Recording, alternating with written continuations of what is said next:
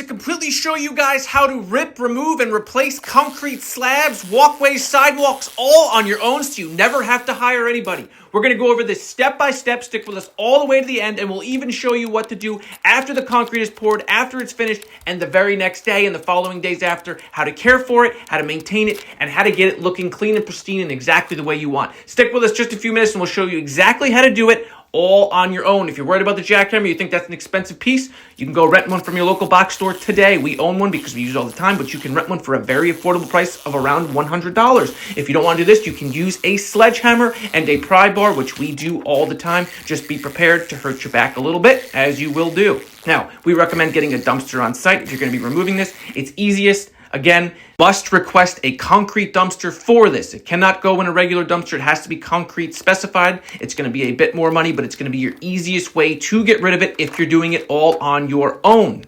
Now, we like to make sure sidewalks are at least 3 foot wide. 4 foot if the homeowner wants it, whatever, but this is only 29. So if you have one that's very skinny, take your time, get all the debris out, measure back, and make sure it's 36. So dig about 39 so you can put forms on both sides. Here you can see we wheelbarrow into the dumpster, make our life easy. We put a plank, you dump it, and you go back. And we're going to continue doing so.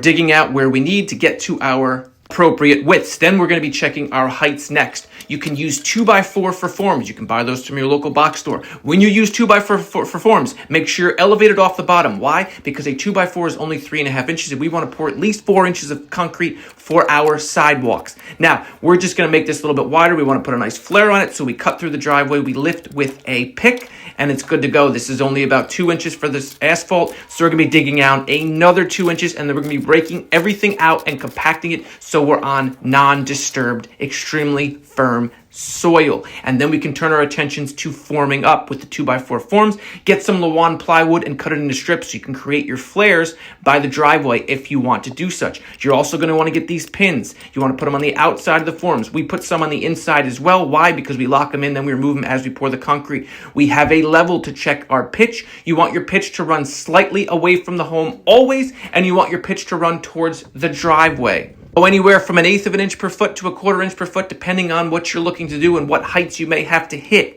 I'm going to have a landing here that's going to be 8 foot wide. Then I want to break it up into 4 foot sections. I take my square, I check square, I level across, I make my marks. This is going to be where my blind joints are going to go. I use a blind joiner that has a joint edge in the middle, and I run it straight across, guided by a 2x4 or a level. Again, you can buy it at your box store. Now, I got short load concrete to deliver my concrete. You can get whatever concrete company buy you to deliver it. I always recommend a 4,500 PSI. That is the strength of the concrete, a high strength concrete mix.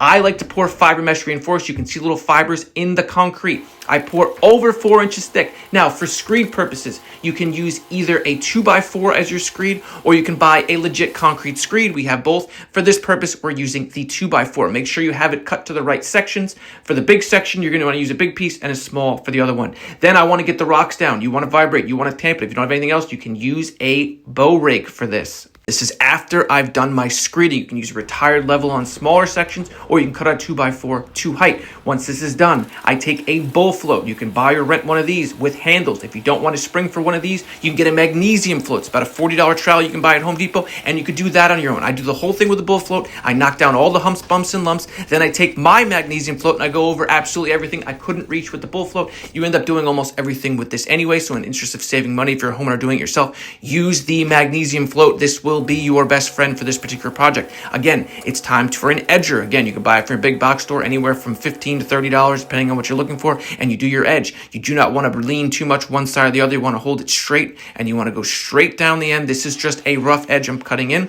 Why am I doing this? It gets the rocks down. I want the rocks down, the cream to the top, so I can finish my concrete. Never use anything but a magnesium float on finished outdoor concrete where you're putting your broom finish on. You don't want too much cream brought to the top. I put my rough edges on. Now I get my concrete broom. You can buy this for $35 from a local box store. This is a must. You must have a rough finish on all of your concrete that is outdoors. Anything that's wet must be anti-slip, and you must have traction. Now you can see I have those joints that I practiced before. I have them roughly in there. I'm going to go back. I'm going to put my edge on everything. So I use my edger. I'm picture framing. This is for looks. I'm going to go up to where my split joint's going to go. Then I'm going to run my split joint straight across in those grooves I've already created when the concrete was very wet. Now that it's dry, it's just easy for me to put it in, and I know exactly where it's going to go. I go across a couple times, and then I take my edger and I go back and forth in both directions to make each section look like its own complete slab. This is going to come into play later on. We're going to come back to that. We're going to revisit it. Now I do my edge all the way around. We are done for the time being. You string caution tape because anything will walk into your concrete. I've had people ride bicycles through my wet concrete and continue going.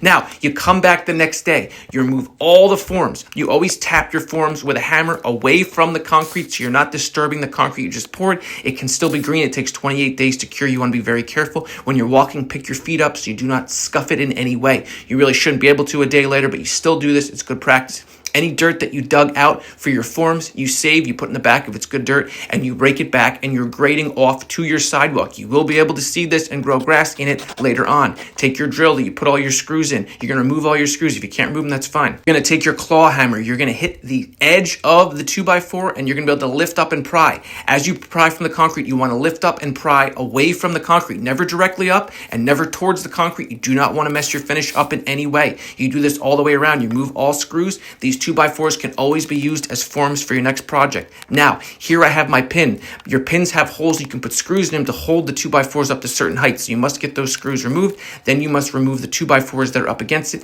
Then you can start grading off to your concrete on the other side. You can start adding dirt where these other 2x4s were. You rake that off. You grade that off. You get everything looking good. Now, I take a blower. I blow all the dirt off the concrete. I don't want any dirt to remain because if I step in, I start grinding it into my finish and I don't like the look of it. I'm OCD. I wash it too many times, you'll see. Again, I'm washing the whole slab and I haven't even cut in my joints yet. That's fine. Hose it down, get it completely clean, come back with your saw. I use a cut-off saw to cut in these joints. You can use a grinder with a diamond blade or you can rent this particular saw. I cut every 8 foot for expansion. You only need to do every 12. Concrete's going to crack. You might as well force it to crack where you want it to and leave it sightly. I then hose out the entirety of these cracks and here's the finished look. Thanks for watching.